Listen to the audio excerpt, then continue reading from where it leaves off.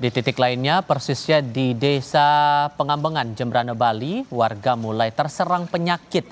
Warga yang datang berobat mayoritas mengeluhkan gatal-gatal pada kaki. Selain itu, korban banjir turut mengeluhkan flu, batuk, hingga diare. Hal ini diduga imbas kondisi lingkungan yang kotor dan tercemar akibat banjir.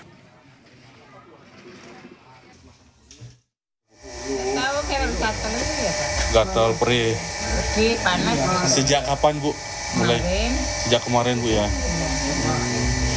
Selama ini diobatin apa Bu? Nggak tahu juga sebenarnya. Oh, enggak diobatin. Oh.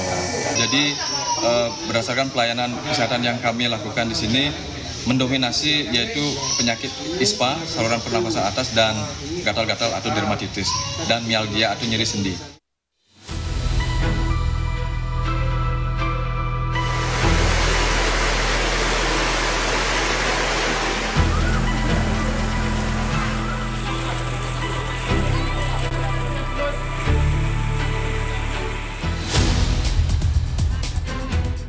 Banjir yang menerjang Bali Selasa 9 September lalu merenggut 18 korban jiwa.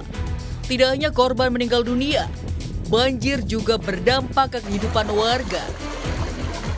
Sejumlah warga harus mengungsi karena kehilangan tempat tinggal mereka. Aktivitas pariwisata di Bali juga terhenti. Gubernur Bali Iwayan Koster membantah penyebab banjir di Bali terjadi akibat alih fungsi lahan. Alih fungsi lahan kan di Badung, di Gianyar. Di Badung kan di daerah-daerah Kuta Utara. Ini hulunya kan jauh. Artinya ini nggak ada dampak ke sana, Pak? Bukan alih fungsi lahan. Sementara ahli tata kota Universitas Marma Dewa Putu Rumawan Salain bilang, masifnya pembangunan di Bali diduga menjadi penyebab banjir besar. Putu Rumawan meminta evaluasi tata kota lahan di Bali. Di hulu sekarang pembangunan pariwisata juga masif. Jadi resapan di atas sudah rusak, termasuk pembalakan hutan dan mengganti jenis-jenis tanaman oleh tanaman yang rakus dengan air. Tidak mampu gunung bukit itu menahan air lagi, air tanah tak sanggup. Nah, oleh karena itu perlu segera direview. Apalagi kalau betul ada 178 atau 160-an itu titik itu, di mana aja titik itu. Lalu kita lihat di mana sumber-sumber yang menyebabkan terjadi titik genangan air. Ada aliran airnya nggak? Ada sumber airnya nggak? Setelah diterjang banjir, kini warga Bali harus kembali menata kembali kehidupan. Dimulai dari membersihkan sisa banjir. Evaluasi penyebab banjir dan antisipasi perlu disiapkan pemerintah agar tidak ada lagi nyawa hilang karena bencana banjir. Tim Liputan Kompas TV.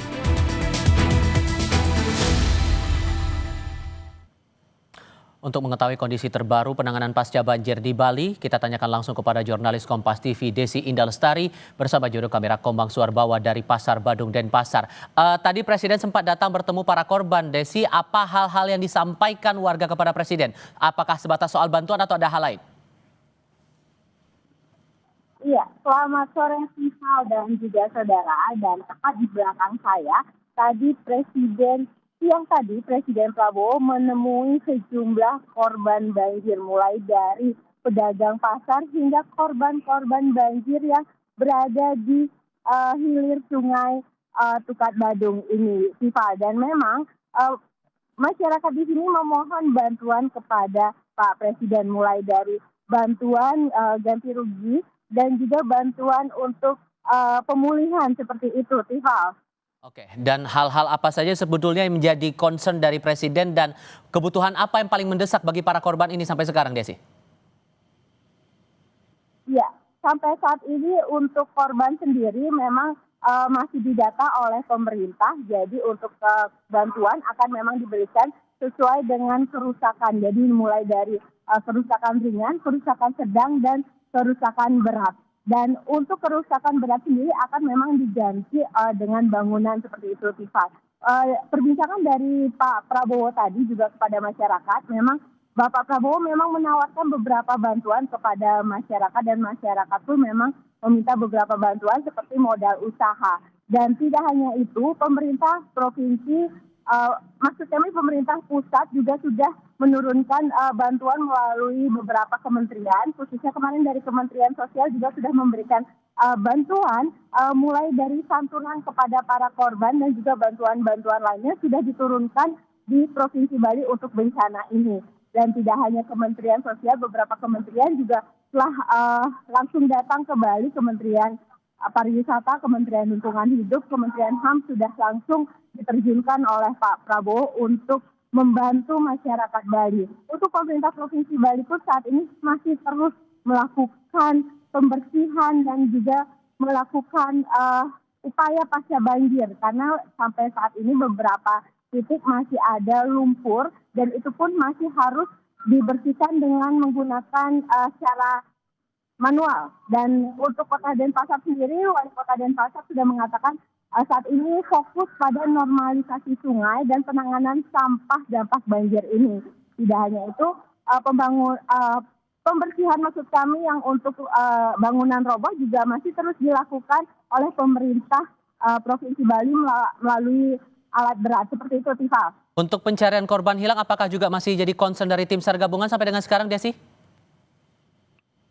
Untuk korban sendiri sampai saat ini memang masih ada posko bencana yang ada di kawasan Pasar Badung ini sendiri, Tifa.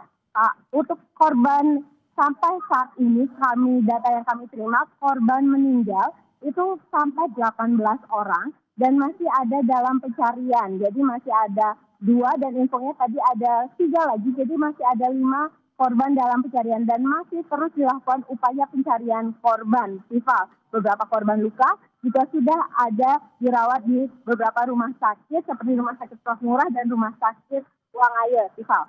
Sekadar memastikan saja untuk korban terdampak yang masih berada di pengungsian, apakah jumlah titiknya masih sama atau makin bertambah dan fokusnya akan kemana nih untuk memastikan mereka kebutuhannya tercukupi?